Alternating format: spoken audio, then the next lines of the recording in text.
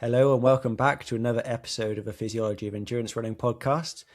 Today we've very excited to have a guest on, Dr. Megan James, who has got a PhD in biomechanics and specifically looked at the challenges that face both pregnant and postpartum women in returning to running and running whilst pregnant. We have a great chat with her, really some really interesting findings, and her research team have put together a fantastic guide on how you should go about returning to running post pregnancy, and very much some really good research based recommendations upon actually what are the first steps, when should you actually start the running process, what exercises should you include before you even get to that point of starting to run. So a really good guide. We'll link that in the show notes to go check that out. Anything else to say, Owain? I think maybe like we talk about the guide in the interview, but there's quite a lot of discussion before about the evidence that led to the guide, and really good discussion about surveys, which is something we're not familiar with too much, and then biomechanics research as well, because Megan's work was mixed methods, but surveys and biomechanics based, which is a bit of a different world for us, right? Absolutely, yeah. Ground reaction forces. I don't know what ground reaction. I still don't really know what a ground reaction force is, but some really nice to talk us through the research process that ultimately led to the development of this guide and the level of effort that has gone into researching the problems, the challenges that face women during pregnancy and after pregnancy, and how we can actually go about tackling those. I think Megan was very open in saying that there's still a lot unknown, and there's still a long way to go in personalizing these recommendations. But based upon the evidence we have and the research that is out there, this is the guide which you should be using to drive that return to run program. Yeah, and I think Megan was quite clear, wasn't she? Like this is a lot of the sort of groundbreaking and first work on the topic, and then they produced a guide, and now someone needs to come along, hopefully, and test out the guide to see if it, validate the guide, and then iterate it and improve it. So yeah, this is sort of first steps, and there's a lot of sort of points where Megan will say, "Oh, we don't know yet," and that's then the next PhD, and the PhD after that, isn't it? Is okay. This is the global view, and then mechanistically pick apart each of these things, and then answer that question, and maybe that then informs the sort of global view again. So it's a really interesting chat. I think she also really quite clearly sort of demonstrates a PhD journey as well, in terms of, and for Megan it goes back before her PhD, which she sort of mentioned, sort of her experience of the topic anyway, and then the PhD and how each study sort of rolls into another. Which is also really nice to sort of explore, I think, as well as for learning about it, but then also personally for Megan, it's obviously a really big part of her life, and I guess something for you as well. I sort of did jokingly say afterwards, maybe we need to do this with your PhD, Dan. Like the sort of journey you go on, you maybe face some other challenges with things like COVID, but a PhD is a journey, isn't it?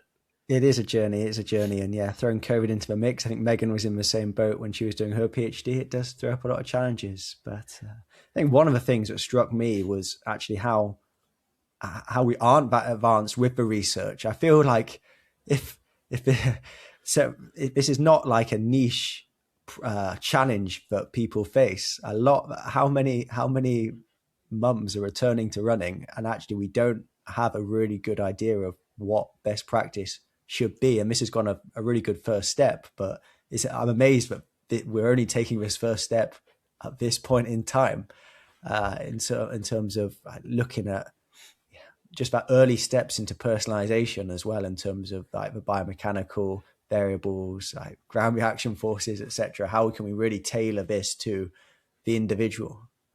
Yeah, and I guess again, like thinking about some of the research like we've both done, like me looking at like, okay, what's the mechanism that's signaling for like EPO release to increase your blood volume because you're having baths, which is, you know, still important work, and it does have impact outside of a, you know, high performance sport context.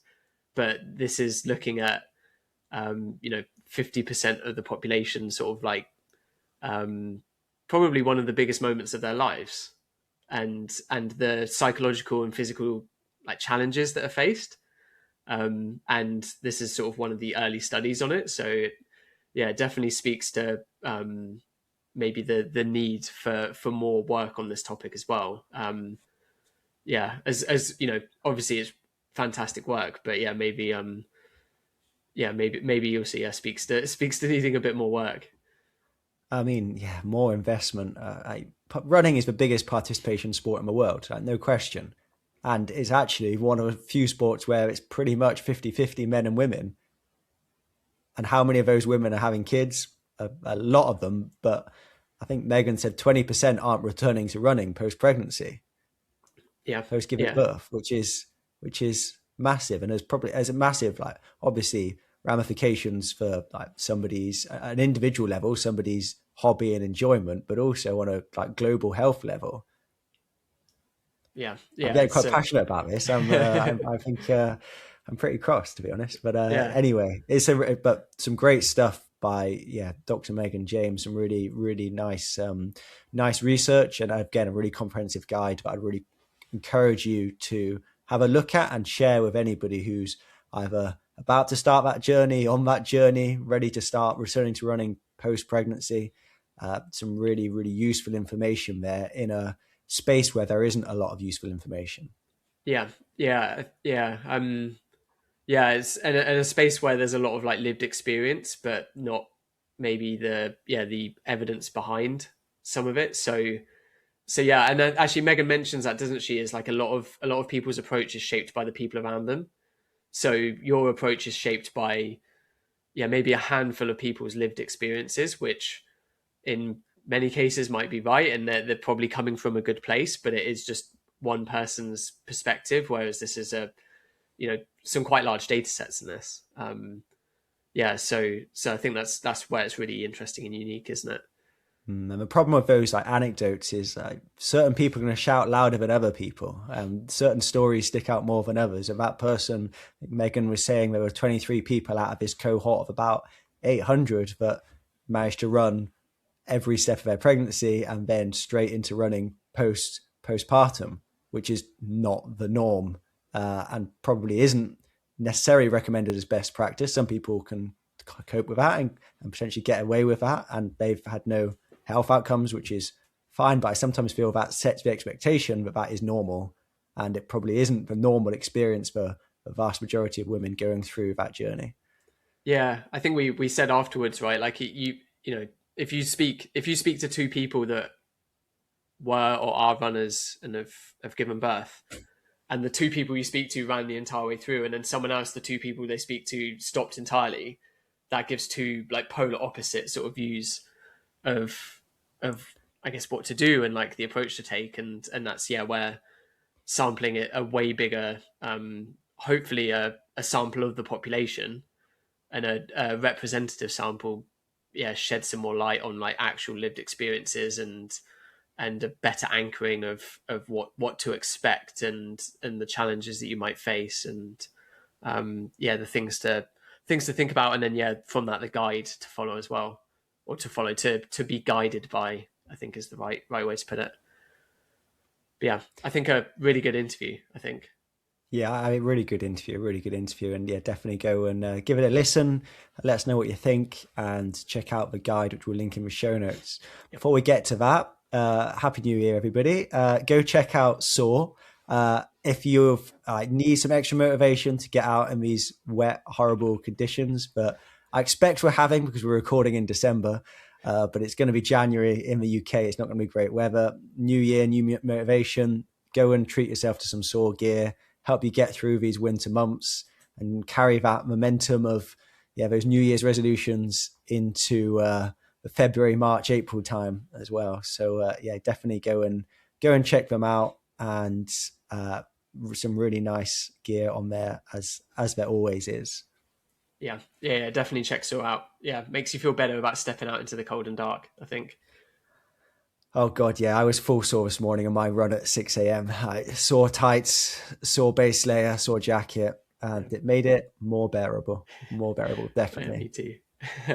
We'll leave everyone to the interview now. So enjoy. Let us know your thoughts, and check out the guide. It's it'll be in our show notes and on our social media as well. But yeah, catch everyone next time.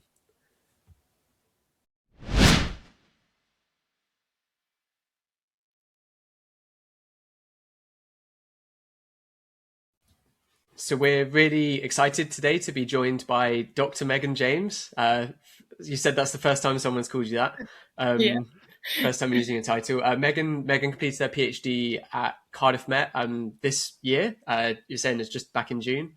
Megan's PhD was looking into running and I guess women's experiences with exercise during and after pregnancy, which I think is quite a big topic in running at the moment, and endurance sports especially. There's a lot of discussion and a lot of like lived experiences being shared. But Megan's done quite a lot of really interesting research into the topic, both biomechanics and what we'd call like mixed methods. But yeah, thank you for joining us today, Megan. How's it going? No worries. Thank you for asking me to come on. Yeah, it's good. Happy to get the PhD all wrapped up and hopefully get some more of the papers out there soon, following this chat as well. Maybe give you some inspiration to keep plugging away with the writing.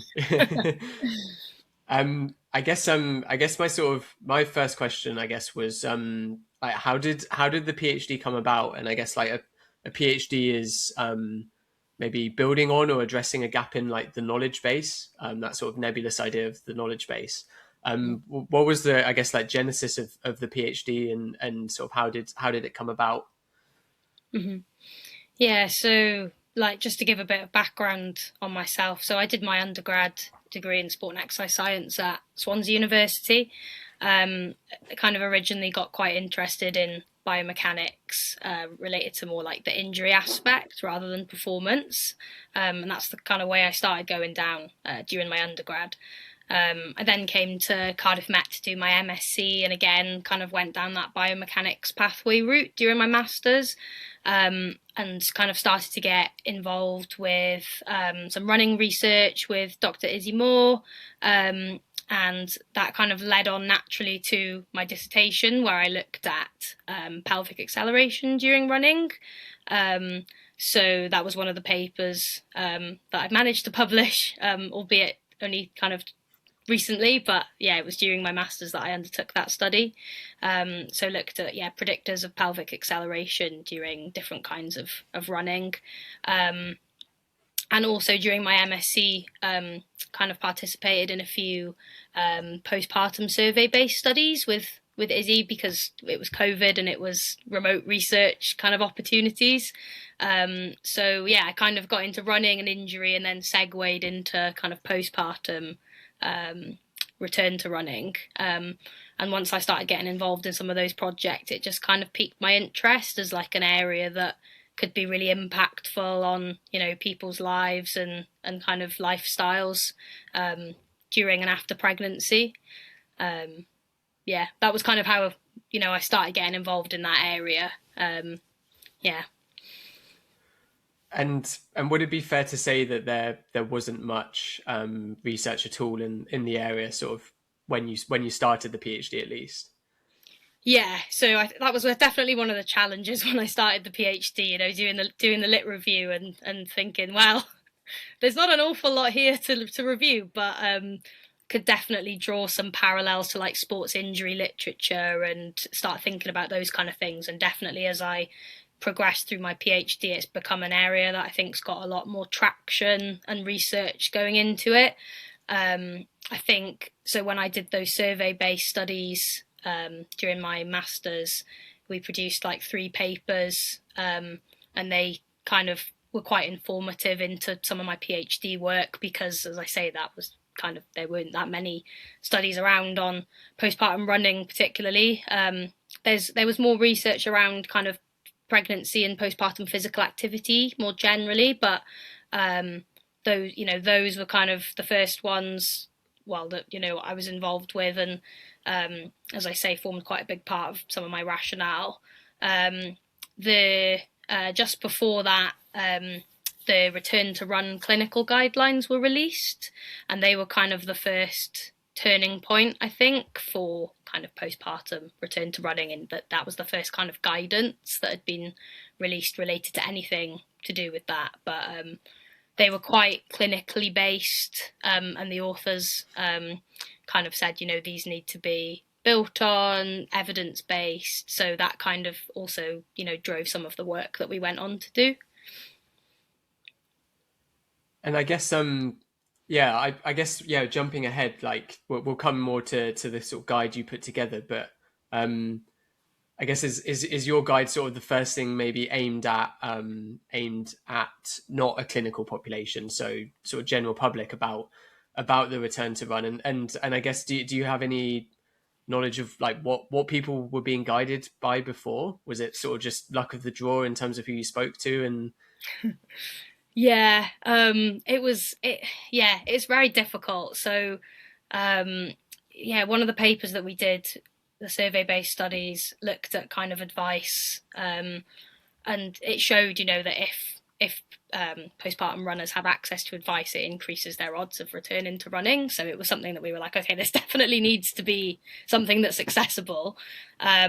And as I say, those return to run guidelines, which were the first thing that were kind of released, were only accessed by around a third of our sample. So like that's quite a small amount of people really to be accessing those guidelines. And then other than that, you've got kind of the Chief Medical Officer's general physical activity guidelines, but they're so general and like very short, not specific to sport at all. Just, say kind of, if you can be physically active, and these are the benefits. So yeah, it was definitely kind of a time where we were like, okay, people need something, so let's try and give them that. And around the things that had been developed to that point, as I say, were very clinically based, not necessarily user-centered. So like, as I can talk about a bit later, we co-designed the guide with postpartum runners to make sure it was suited to their needs and kind of preferences, and tried to use study 1 and 2 from my PhD to build the evidence base to base the guide off, and then co-design with that population so that it suited them. So I think, probably it's the first co-designed guide for return to running. There are some kind of frameworks out there, or like, previous clinical kind of more research guidance, but it's the first guide that I'd say has been kind of co-designed with that population and is in place for kind of everyday understanding and things like that. So what were the challenges that were reported during pregnancy and then like postpartum? Yeah, so study 1, we did another e-survey and some follow-up focus groups. And some of the main themes that came out of the focus groups were basically the things that we needed to consider were fitting it in. So basically things around time and planning and how we would deliver the intervention.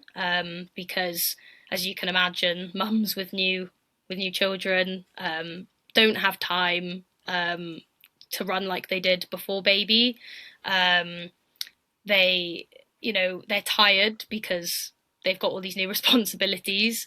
They're fitting it around potentially other children, things like that. So that was quite similar to kind of the general barriers that we'd seen to physical activity in the literature.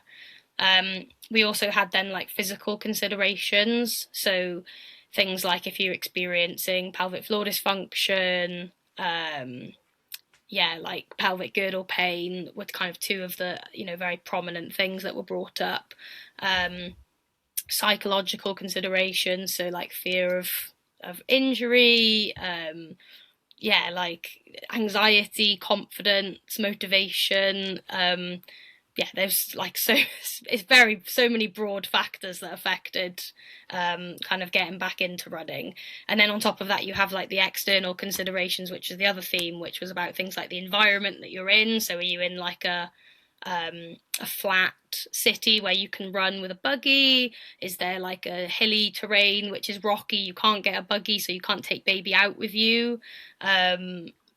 Like the amount of barriers that these people face trying to return to running is something else. And you've got all of that on top of just trying to function generally with like a newborn. So it was very, very interesting first study to kind of give us some idea into the things that we wanted to target. I guess doing something like this on top of then like what we'll get into like very like biomechanics focused study, or through maybe me and Dan's like context of like a physiology heavy study, and this actually adds some like layers and nuance to like people's lived experiences in terms of like you could break down just the biomechanical reasons or the physiological reasons why someone doesn't return to run, but actually if they just literally don't have time, that's gonna be an impact as well, isn't it?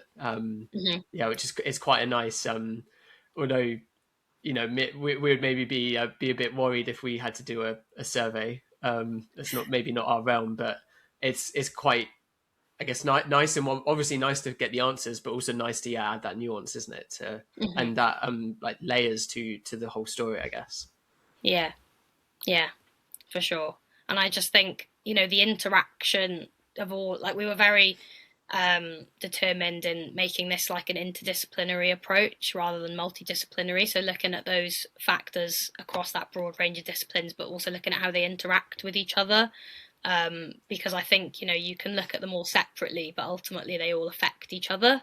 So it was a very like complicated kind of process of finding these things. And the thing is, no one person's return is the same. All of their experiences of their birth, their delivery mode, how old they are, whether it's their first child, what support network they have around them. It's just, there's so many different things to take into account, which was, one of the things that made it really challenging then to target what we wanted to focus on. And that's why we ended up kind of developing quite a broad general guide at this stage that's quite flexible, with the hope that maybe in future it could get a little bit further tailored. I feel like this is very much the beginning of the story, hopefully, and can hopefully like lead on to some further refined work.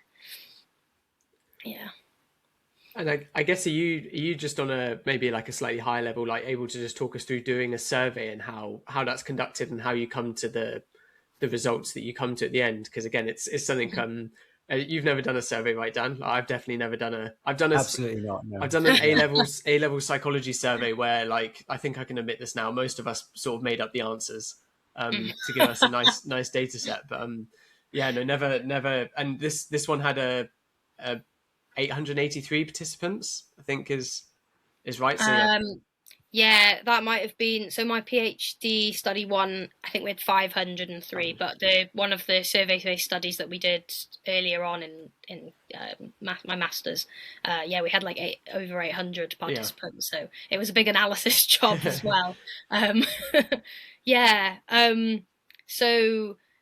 my study one, we obviously, I began kind of my literature review and things in the early phases of my PhD, and it kind of gave us some ideas of the roads we wanted to go down. And I think a lot of the previous work had looked at like more so the barriers rather than the facilitators. So that was one of the things we were really keen to like evoke out of this kind of e-survey that was a little bit different, and also things that were more theoretical. So like, what would you like, if whatever was possible. So I had obviously my kind of multidisciplinary research team. So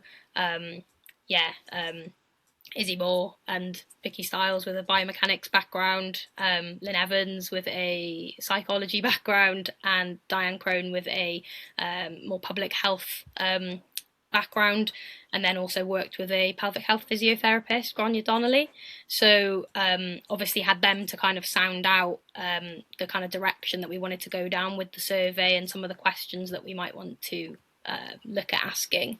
And basically designed it so the first half of the survey was like a more quantitative kind of part one, to get some demographic information about, you know, children, existing children, running habits, physical activity, things like that, that might all kind of contribute to their experience. And then the second part of the survey was a more open-ended response kind of section. So we had 3 questions that looked at, number 1, what helped you or is helping you return to running? Number 2, what is hindering you return to running? And then thirdly, like, what else do you think could help? And we thought then that would kind of give us that nice kind of rounded scope of, you know, for people who've said something's a barrier, somebody else might have said that they've overcome that through XYZ. So it gives us that like double-sided view of that, plus then any hypotheticals for like what else would you want if in a like a perfect world, I guess, and then we could have the fun of seeing if it was practical for us in the PhD. So like worked with the team to kind of put that together, piloted it with a small sample to make sure kind of it was good readability, good flow of the survey, things like that, just to make sure that when we sent it out, it was all working as should. They had all the options that they could select. And then, just released it through Qualtrics and started to collect responses. And then a lot of advertising and tweeting and posting to try and get as many responses as we could, basically. Yeah, need to pilot it, don't you? So you don't get 500 odd like wonky responses you weren't expecting, and you have no idea sort of what to do with. Yeah, exactly. Yeah, that would be a disaster. So made sure it was kind of working as should before releasing it out. Yeah. Were there any big surprises from the results of that survey, or is it mostly stuff you would expect? I think a lot of the things that came out in like the open-ended responses were similar to what we'd expect, or kind of, you know, for the what would help you or what's helped you, it was often the opposite to the barriers for a lot of people. So it was interesting to see some of them had opposite experiences. I think some of the things that did surprise me was that we had some participants, so we asked about like running habits during pregnancy and kind of like how far into your pregnancy did you stop, when did you restart? And we had like a handful of participants who were like, I did not stop, I ran all the way through my pregnancy and I started running straight away again after birth. And I was like, fair play.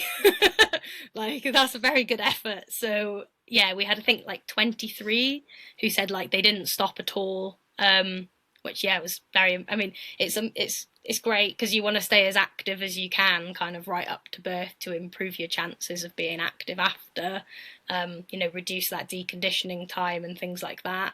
But that did surprise me, to be fair. I'm trying to think if there was anything else.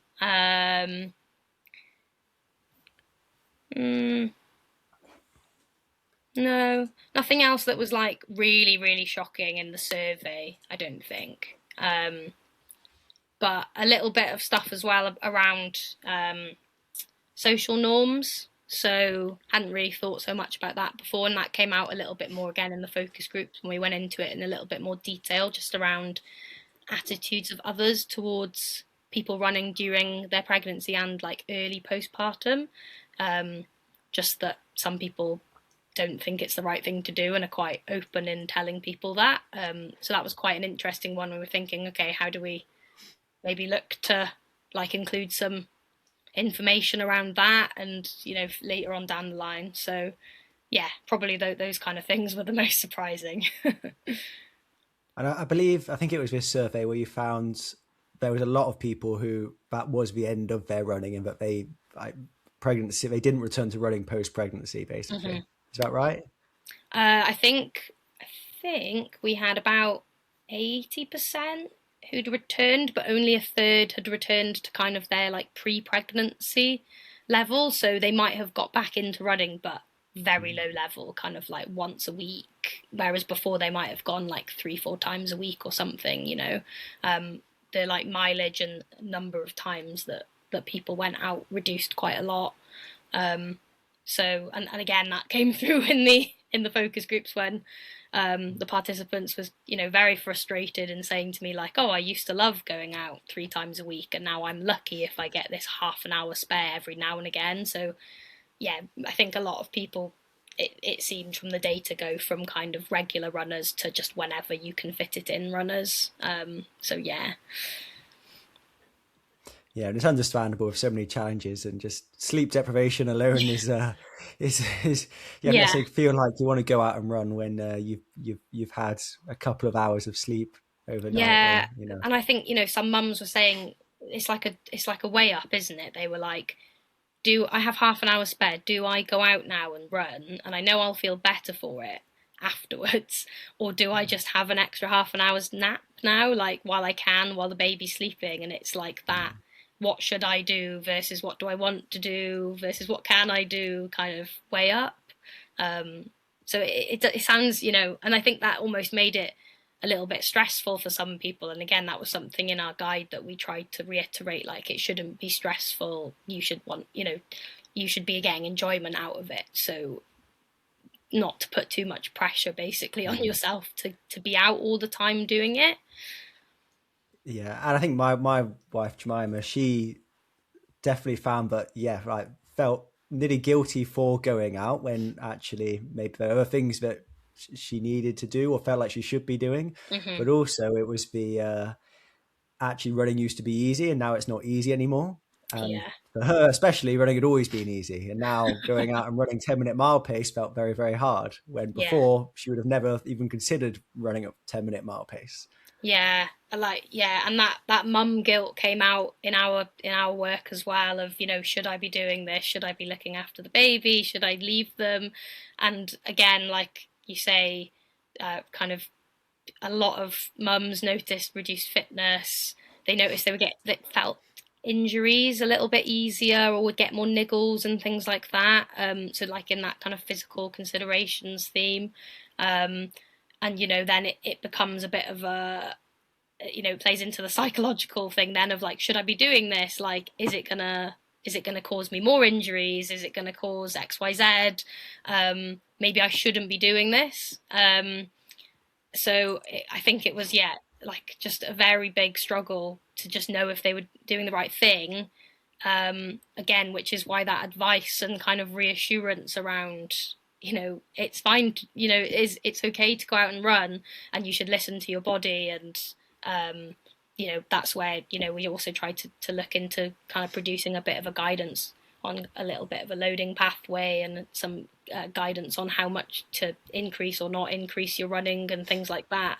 But obviously we had to keep it fairly broad because it's impossible to go into it all in a lot of detail. And then it's also providing something that's maybe too detailed for mums to have time to read, which was another consideration. So it's like so many things to balance when we were looking at designing this. So outside of like the social environmental challenges, which we've mentioned, have we got an understanding of more the biomechanical and anatomical changes and challenges, I guess, that you see like during pregnancy and postpartum? Yeah, so obviously like during pregnancy you get those like massive morphological changes in that you start growing a baby on your anterior, so your whole kind of like balance, center of mass shifts, which ultimately will change how you run. And then kind of as pregnancy develops, you obviously gain more mass. And then it can be, up to 12 months, over 12 months, until it starts to kind of go back to pre-pregnancy levels. So it can, that kind of change can last for quite a long time after birth. So it's not just like it as soon as you give birth it's just back to normal. And then because of the increased mass, there's obviously potential implications around ground reaction force that you're then putting through, because ultimately ground reaction force is dependent on your body mass. So that can then obviously impact kind of lower limbs on, you know, how much force is going through those joints for each step. So that could obviously be, you know, related to the lower limb injury side of things, but there's not an awful lot of research around the actual impact on that.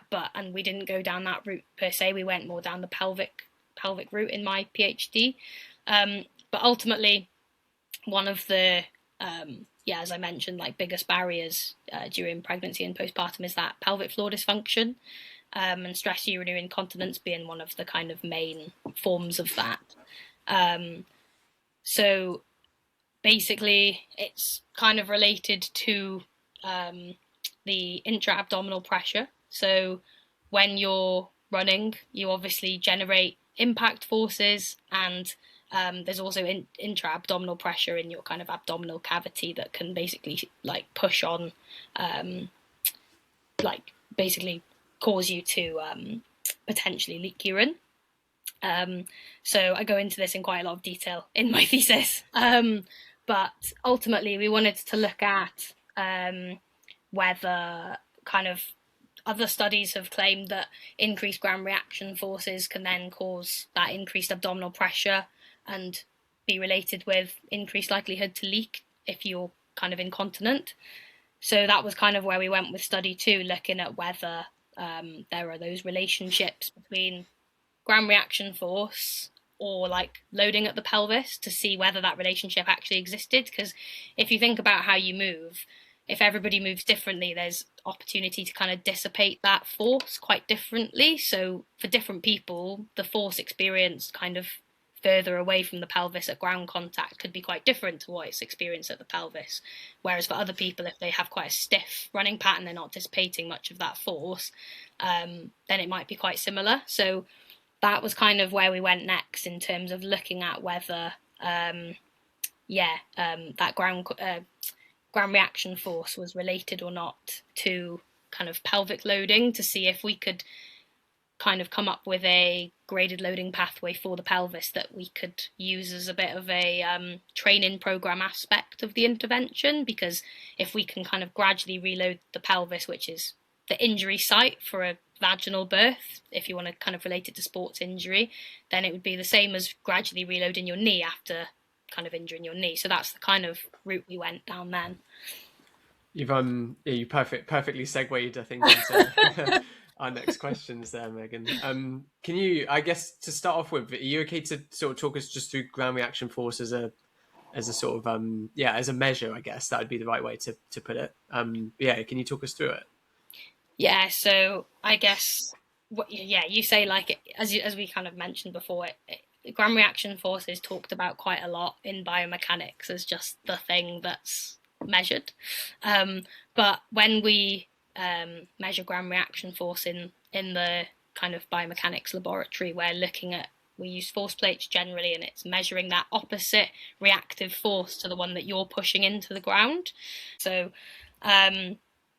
it's used a lot in kind of injury literature because of links with certain kind of injuries, patellofemoral pain, lots of tibial injuries. So there is a very big body of research that's kind of used ground reaction force as an injury risk indicator in running and other sports, but running a lot. We kind of worked off the same premise of, you know, if that force is present, you know, when you're measuring it, ground reaction force, you're measuring it kind of at that ground contact between there and the pelvis. What's happening, like, it's not really looked into that much. So we wanted to kind of have a little look into that relationship and use that as our kind of rationale for that pathway. I guess my at least my next question is, like, roughly what is sort of happening between your foot hitting the ground, and then if we're using the pelvis as the example, what is happening, what's the sort of, I guess, biomechanical, and I guess it's a bit physiological response like anatomical response to that ground contact? Yeah, so the like amount of shock, if we call, so shock is quite a common term used to kind of talk about this stuff. So when your foot hits the ground, you'll have that shock aspect, and then essentially what happens between the foot and the head is that the body dissipates that shock to try and keep the head as stable as possible. So you could do this through, passive and active mechanisms. So basically, the amount of shock that's reduced between foot contact and wherever you're measuring to is kind of referred to as the shock attenuation. And the kind of passive mechanisms are things like ligaments, bone, things like that. And then you can also attenuate through active mechanisms through like muscular contraction, and then it dissipates as it makes its way up the body. And typically, if you've got kind of a flexed lower limb, that obviously dissipates some of that force more than if you have a kind of more rigid straight body limb. So basically, depending on how you move, you might dissipate more or less of the shock by the time it gets to your pelvis. So when we kind of started looking at what to look at in study 2, we selected a few different gait retraining running techniques that would cause kind of different angles and motion at the lower limb to look at how that maybe affected the shock by the time you get to the pelvis, and also some overground kind of exercises that are typically used in like testing batteries and return to play protocols, just to see what was happening at the pelvis, because everybody like measures ground reaction force, tibial acceleration to look at like impact of training drills and things like that. It's a lot less rare that you look at it, further up the body, maybe in the pelvis. It has been looked at a little bit in the head for the reasons that I said earlier about, keeping the head stable, and shock attenuation is often measured foot to head, but it's less commonly looked at between, foot and pelvis. And because we had that idea that we wanted to reduce load at the pelvis as that injury site and kind of link to stress urinary incontinence, pelvic girdle pain, that's why we then kind of looked at that. I think one of my questions reading this study was like, is it are you using, so you use pelvic floor acceleration as one measure, right? And am I right in that you're then using that as, I guess, like an inference of the actual load on the pelvis? Is that correct? And if so, is that I guess like a routine sort of way of inferring force? Because I guess it's hard to measure force in a limb, right? But you infer it from movement. Yeah. So we used inertial measurement units and attached it to the sacrum. So I guess rather than pelvic floor acceleration, it's pelvic acceleration. But there are some studies that have looked at kind of internal acceleration. But to do that, you have to use kind of intravaginal probes, and it's quite invasive. So you can get that information, but it's a lot less accessible and things like that. You can also obviously use things like inverse dynamics to estimate forces at the pelvis. But again, you'd need to then do that in a lab, and any like tracking over time you'd need to keep doing in a lab, so it makes it a lot less accessible for kind of the route we wanted to go down. That was, okay, this study was done in a lab, but in future hopefully it can be done outside the lab with mums who can't give the time up to come into the lab. So the reason we looked at pelvic acceleration is because force and acceleration are proportional. So by Newton's second law, F equals ma, we can kind of, if mass stays the same, we can estimate force and acceleration against each other. So yeah, that was the kind of principle for using acceleration at the pelvis, to try and kind of estimate, or as a proxy measure of force at the pelvis. It's been used before for tibial acceleration to kind of like estimate force at the tibia. And we wanted to go down that similar route of using that localized measure rather than just assuming that the force distal to the pelvis equaled the force at the pelvis, if that makes sense. I think first time one of Newton's laws has been quoted on here. So Definitely a um, first. Definitely a first. am I? Did you find then an association between the ground reaction forces and the symptoms that the postpartum women were having? So, interestingly, for this study, we didn't actually sample postpartum runners. This was mainly because accessibility reasons to participants, but also because this kind of study hasn't been, as far as we're aware, conducted before with kind of postpartum women. We didn't want to like unethically expose them to potentially higher loads than they should be at different stages. So this was actually done with kind of at least 6 months postpartum non-pregnant runners. But basically, we didn't collect symptom data at this stage. But the idea is that later on it will be. So we didn't look into that, but we did compare the pelvic acceleration variables against the kind of ground reaction force measures. So when we did the treadmill activities, we measured ground reaction force using load soles. So they're like insoles you put in your shoes, and they measure basically plantar force, which is like normal force. So it's not quite kind of as accurately ground reaction force as you'd get from a force plate, but it's normal force.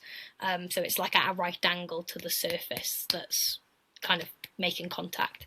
And then for the like more overground activities that we did, so like we did some overground gait, some hopping, some jumping, we used force plates for that to get like, because we had it available to us.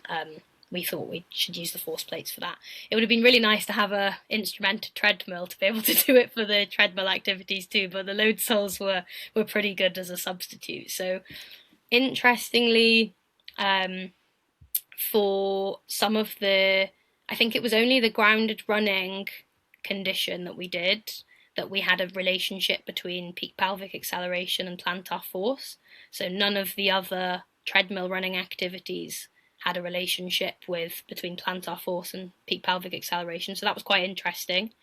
And then some of the overground activities did, but only kind of maybe 4 out of 8. So the kind of higher jumping activities, counter movement jumping, single leg hopping, and I think running. So the kind of more like walking, lower hops activities didn't have that relationship. So it shows that potentially by using like ground reaction force to shape our return to run postpartum or return to exercise postpartum pathways, where if the focus is on gradually reloading the lower limb, then that's fine. But if it's on gradually reloading the pelvis, which is what we wanted to look at, it might not be actually gradually reloading it in the correct order, because you're measuring something that isn't really reflecting the load at the pelvis for everybody. And there was quite a lot of individual variability as well between participants. So, which, was good to see, like in terms of interesting, but it makes it even more complicated to then prescribe a program for everybody. And I think that's why, later on down the line, if we can have like wearable tech and monitoring and things like that, that's when that's really useful. So that was the idea of using that more accessible technology as well. So what is your hypothesis then on why there wasn't such a strong relationship between the ground reaction forces and what was happening at the pelvis? I think for the jumping activities, it's probably because when you're kind of getting more height off the ground, that like vertical component of the force coming down and the pelvic acceleration are probably being like closer together because of that aspect of it. Whereas for kind of walking at a slow pace, there's a lot of, because it's a slower pace and there's a lot of contact time with the ground where you can attenuate that force and flex your knee different ways, things like that, and a lot of variation probably in how people walk. There's probably less likelihood, I suppose, of everybody having that relationship because there's probably more variability. It's quite interesting that the kind of grounded running was the only treadmill running activity that had that relationship. I'm not really sure why at this stage, in all honesty. I think it was a negative relationship. So not a negative relationship, as in if there was lower pelvic acceleration, there was lower force. So positive relationship, which made sense, but I don't know quite. Yeah, the mechanism. I think it would need a little bit more investigation at this stage into that. But it was very, interesting that none of the other running conditions that you'd be your like normal running conditions had those relationships, because that's what we normally do. So yeah, a long way of saying I'm not really sure, but we should look into it more, to be honest. So if ground reaction forces maybe aren't the secret ticket for personalizing return to run programs, what tools have we got available at the minute, and what are your recommendations for guiding that return to run? So one of the other things we tried to do in this paper was, as well as using that kind of accessible or more accessible IMU, I mean, it's not accessible to everyone, but there are apps you can get on your phones, and there are, I've only got a very basic Fitbit, but I'm sure that there are, as you mentioned before, kind of smartwatches that can measure maybe like wrist acceleration. There's been some studies looking at wrist acceleration, hip acceleration, and like the relationship between those two, which obviously then give you a more localized, it depends what you're trying to reload, but gives you a more localized measure if that's the thing that you want to reload. There's in this paper, we used the localized measure, but we also wanted to see if we could look into a kind of self-report measure. Again, something that we wanted to look into to make it super accessible. So previously there was some research where during some drop jumping, participants tried to like self-report their impact, and basically the study found that the participants' self-report measure and the ground reaction force were correlated. So we thought, okay, maybe we could kind of see how that works with the pelvis, and we could see if we ask participants to self-rate the impact on their pelvis across a few different exercises, if that's related to their pelvic acceleration or not. So we did that as a quite exploratory kind of aspect of this paper. I believe there weren't an awful lot of associations, but I think we, with the caveat in mind of this population weren't postpartum, they might not have been quite as aware of their pelvis. I personally don't really think about my pelvis when I run, but I think if I had a child and had kind of pelvic floor dysfunction issues or similar, you would be a lot more aware, and it comes into that kind of psychological aspect of fear of movement and then hypervigilance of the site. See, it's all interconnected. If you're kind of monitoring that, then you might have a more accurate perception of the impact. So that was one of the things that we looked into that I think maybe in future could be looked into in a more like postpartum or symptomatic population to kind of again make this guide even more accessible, in that it's based on kind of your own perception, so you can do the program in the order of how it feels to you. I think IMUs are definitely one of the really good wearable pieces of tech available at the minute. I use them a lot during my master's and PhD, and they're very easy to use. You could use them with apps, like you don't need to be in the lab. I think localized measures as much as possible, and hopefully moving into like more of a self-report, user-friendly measure as well. And IMUs, it's just the size of like a USB stick, isn't it? And you just wave it It's around tiny. a few times, and it's calibrated. And yeah. Pretty approachable. I know my partner was a participant in this study, and I definitely remember her coming home and saying the RPE of her pelvis, like through all these exercises, was the hardest bit. Yeah. Just like having to think. And I mean, we talk about it like just getting people running on the treadmill, and like some people's RPE like of just running is completely off. You know, there'll be like, Dan, you've said plenty of times, people are, you know, absolutely like, you know, lactate through the roof, and they're saying like 4 out of 10. So then when you get them to isolate it to one body part they've never thought of, like for some people it's probably really accurate, and for other people it's just nonsense. It's just a number generator, rather than a reflection.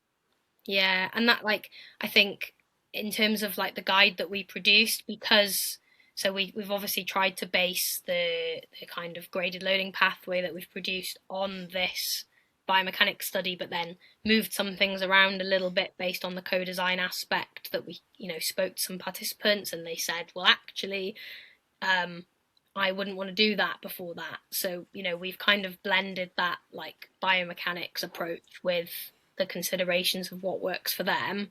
But primarily because of the stage that we're at, and it's still a very early stage, and we can't, you know, say yet, especially after having not tested this with a postpartum sample yet, we've said ultimately base it on your symptoms. If you are symptomatic, you know, adjust accordingly.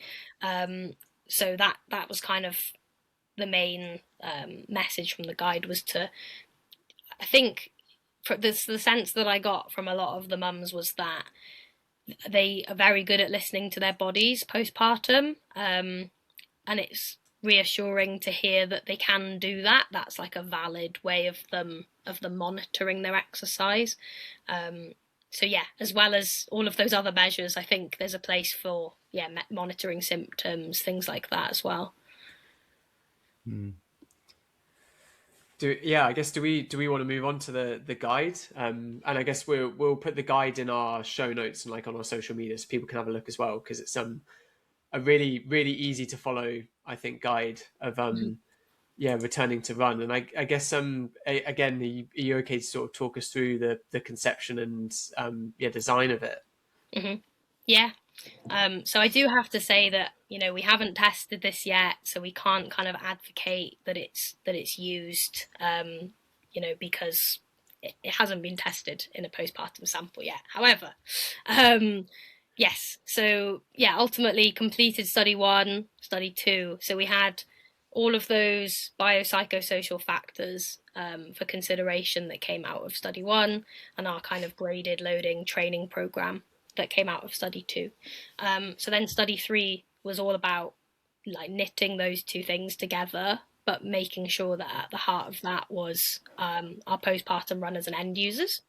So basically study 3 was a co-design study where I worked with my research team to kind of go through those first 2 studies to propose what we thought could be like an initial idea for an intervention.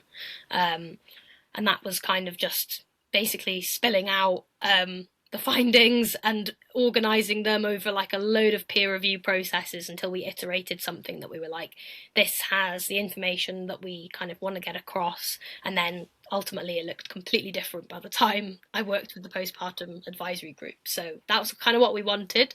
I didn't take it personally at all that the first draft wasn't what we ended up with, because that was the whole point of the study. So over a period of about a month, I had 3 meetings with the advisory group. So in the first meeting, kind of presented the first half of what we were proposing, and basically went into everything from how it was presented, the content, the wording, everything around those lines. The second week presented the other half, and kind of developed some videos of the exercises that we were proposing and things like that on the back of the feedback that they gave us. In that third week, we had like a gap.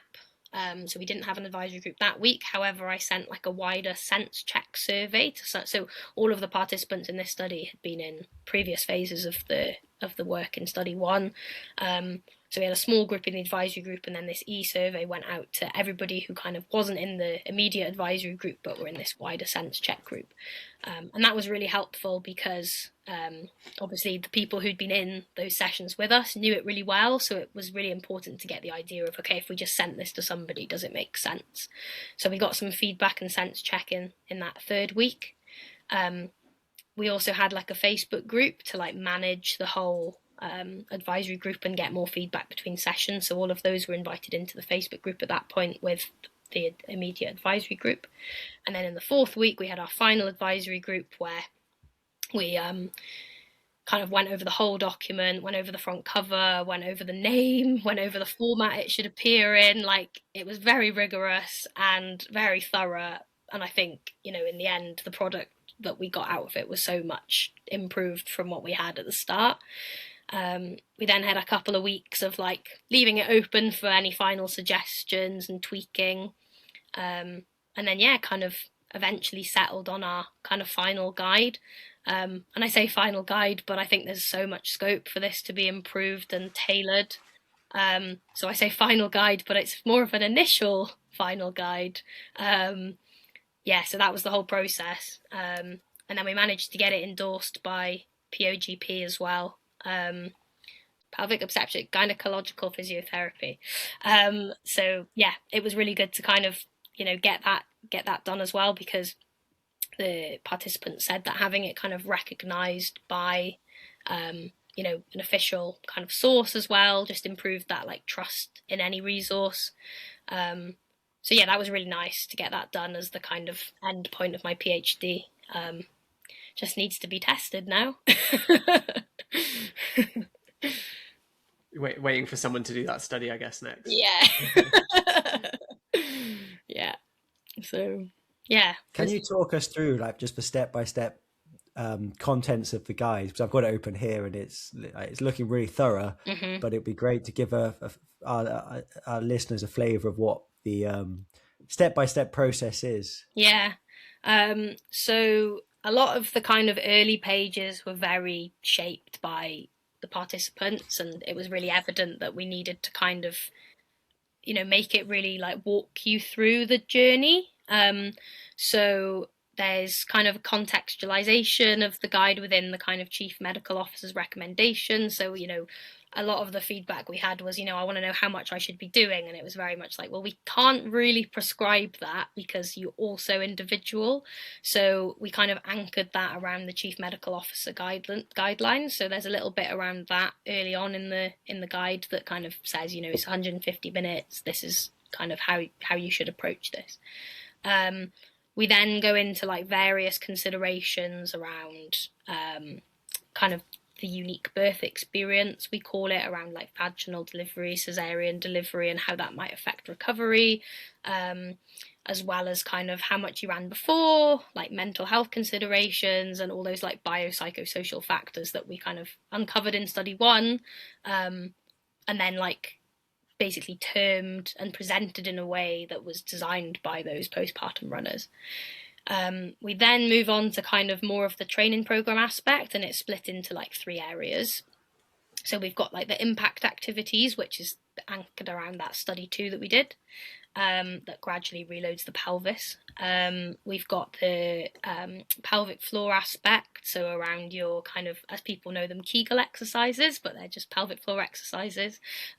So yeah, again, kind of trying to negate some of those effects of childbirth and couple the gradual reloading of the pelvis, you know, as well as if you were rehabilitating your knee, as well as re-exposing it gradually to forces, you would kind of strengthen all the muscles around it. So that's kind of the same kind of principles.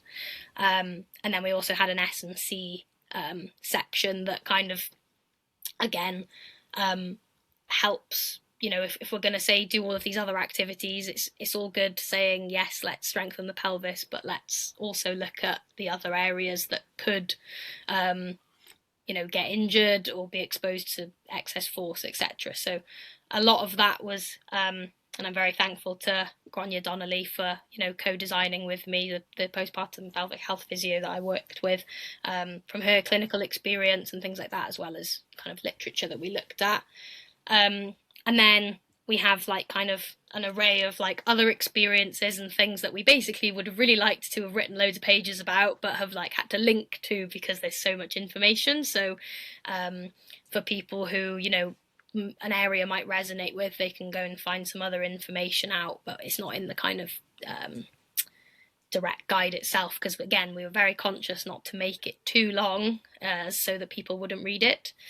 And then one of the final things we added actually at the end was the planning pages. So this was something that the participants said would really help like structure their week, and we left it kind of very flexible with just days of the week, and said, try and fit your 150 minutes in, and like pick some activities out of our suggestions, and like fill your week up with it. So that was like, again, all of it was kind of optional and for people to pick and choose what worked for them and adapt to their own situation. But yeah, that's kind of, I guess, a whistle stop tour of it. But yeah, hopefully, it's at this point, as I say, it's flexible, adaptable, and can be kind of further tested, refined for different subgroups and things.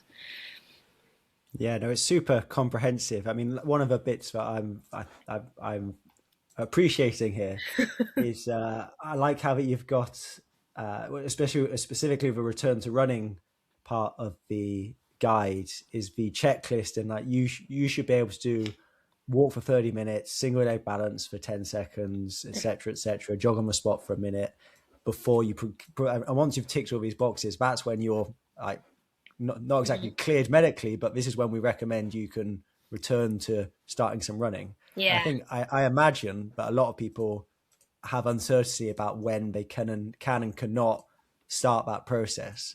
I mean, Jemima, my wife, she had an emergency cesarean, and then obviously that enforces more rest to the extent where like my son would be crying in the night where I've got to get him out of bed because she physically can't get him out of the cot to nurse him.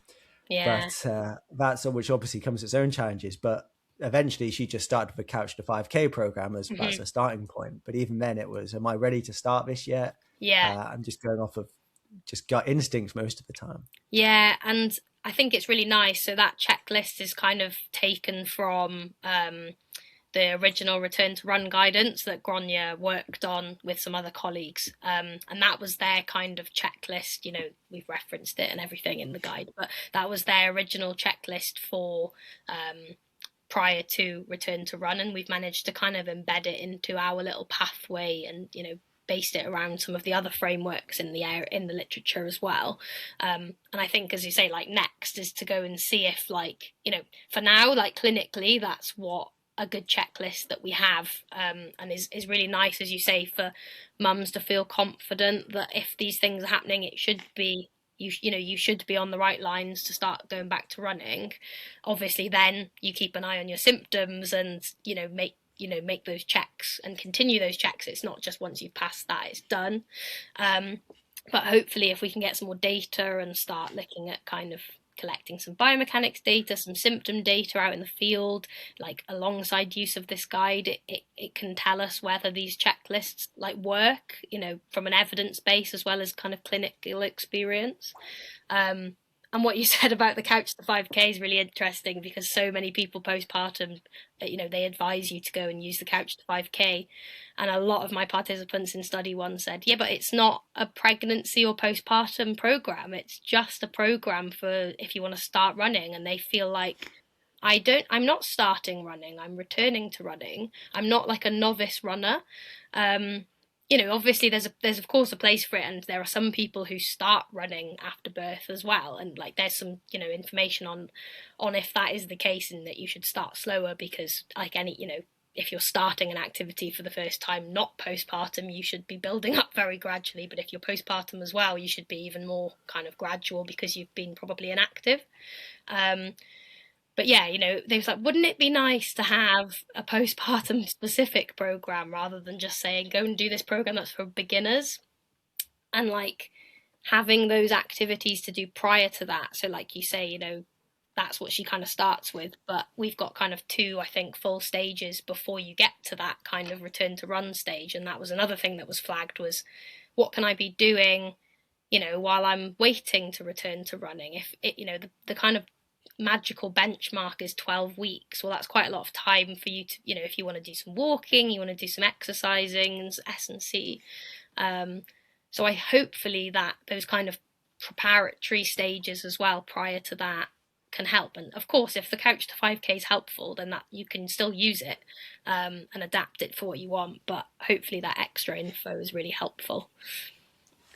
It's always going to be a difficult task, isn't it? Like trying to target something at someone that might have read tons and tons and tons and feel really confident versus someone that hasn't had a chance to read anything and is really like not confident in what they're doing, and trying to produce something for everyone is quite hard, isn't it? Yeah. And like even one of the barriers was like, I don't have time to research how to do this. Like, I don't have time to go on the internet and look up how to return to running. So we were like, if everything can be in one place, and people aren't going, people said, I was going down these rabbit holes of suggestions. I don't know what's official. I don't know what's not. And okay, we might not be like able to say we're official, but hopefully once it's evidence tested, like further down the line and it's been endorsed, it gives people that kind of trust that this has come from like research. It isn't just something that's been put on the internet to kind of be a quick fix. Yeah, and I guess for our listeners, just to clarify there, I mean, this is all evidence-based, but it's not been trial run in a study itself, isn't it? But it's all come from research. But I guess the final step, or the next step, would be to run that study and have mums go through the process of following this guide and measuring outcomes versus a control group, I guess. Yeah, definitely. Yeah, like, looking at those links between biomechanics, if we can, if we could use IMUs in the field, and symptoms and success, and, all of those different outcomes, and even some psychological outcomes in, when I was thinking about ideas for how this could go forward, like there's so many things you could measure, and obviously there needs to be a place and rationale for doing them. But definitely, I think, it would be great to get it tested at some point for people to use, and it'd be kind of, evidence backed even more. It's an exceptional challenge. I'm only beginning to comprehend, I think, how hard it would be to tailor a training program for somebody returning to running from pregnancy when it's hard enough setting a training program anyway, when you've got the injury history, what is their training history like, their time availability, their psychological state, and then you throw in pregnancy, which is so many people have different experiences of pregnancy and giving birth, cesarean versus vaginal birth, and at what point did you manage to run up to in your pregnancy? Were you one of those lucky 23 people who ran the whole way through, or was it actually first trimester?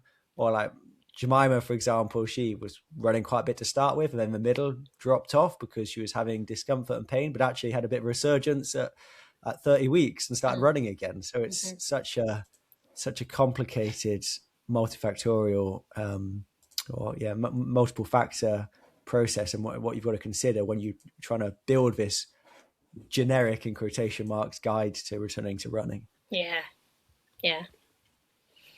I guess you mentioned it would be good if someone wanted to validate and sort of build on your guide. Is there any other sort of I guess next steps or next studies or sort of things that you were doing this and you thought, this needs to come next?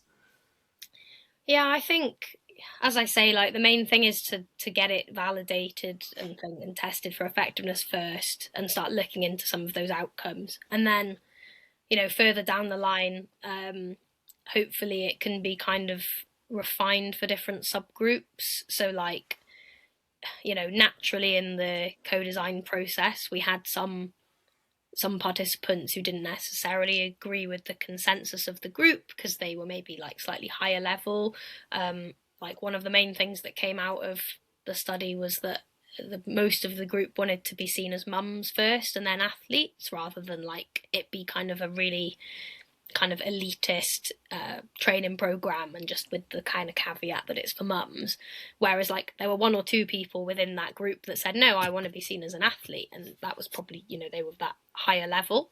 So I think there is obviously a place for this then, you know, once it is validated and tested for effectiveness and things, to be then kind of refined and tailored for like different running abilities, different levels. You know, hopefully at some point, like cesarean versus vaginal birth, because there are so many differences. But I guess, as you said, Dan, like with an emergency cesarean, you can have the effects of both almost, because you've like started going through the process of vaginal birth and then had an emergency cesarean. So you're actually like suffering from the effect of both. So like, you know, just, yeah, maybe tailoring to some of those different groups and things like that.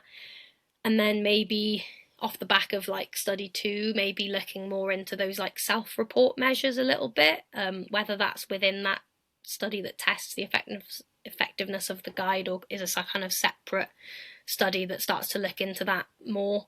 And I think, yeah, just looking into some of the measures that we can use that are more accessible, you know, if it's not IMUs or if it's something else, to try and, yeah, increase the accessibility of the research and things. They also, the participants also said they'd really like if we could have made the program into an app, which on my PhD budget and time, I didn't quite have the resources to do, although it would have been really cool to have done that. So maybe in the future that could be, you know, a further iteration of what it currently is. I think, yeah, having something like an app would be like, yeah, kind of next level, because when mums are just sitting on the sofa, as you said, like I'm sitting on the sofa breastfeeding or whatever, I've got a hand free, I can like flick through something. And yeah, that would allow it to be even more linked up with kind of self-report measures that you could log and things like that, and any like measures that we took or research team took. So yeah, I think there's a lot of potential for different things to be done on the back of it. Yeah. Nice. Yeah. I think I'm done with questions. Did you have any more, Dan? No, I think it's. I mean, it's really. An app would be nice, but it's a very good looking PDF. I've got to say, Yeah. it's very easy to read, and yeah, aesthetic. But yeah, everyone loves an app. An app on a PhD budget is probably quite optimistic. But hopefully that is someone else takes up the mantle, or you continue the work, Megan, and we can. PDF was the second most popular option, so that's what we went with. And you know, all of the graphics, as I say, were completely shaped by kind of, you know, I did go away and do them between meetings, but then it was very much like, how do you like this? Would you like this different? Like, it was all kind of my advisory group and what they wanted, and that, I think that's what makes it so good and hopefully so effective, because yeah, it's how they wanted to see it and view it. Need to include graphic design in the multidisciplinary approach. Yeah. I should have added that, shouldn't I? Yeah. It's on my CV. Yeah, thank you for your time, Megan. Really appreciate it. Yeah, like we said, we'll chuck the guide in our show notes and on socials. Because yeah, it's a good resource. I'm sure there'll be people listening that maybe pregnant or just given birth and yeah, thinking about running, and it's a really good starting point, and yeah, hopefully guide for people. And yeah, thank you for your time this evening as well. All right, thanks very much for asking me to come on. Yeah, it was great. Yeah, thank you, Megan. Yeah, thanks.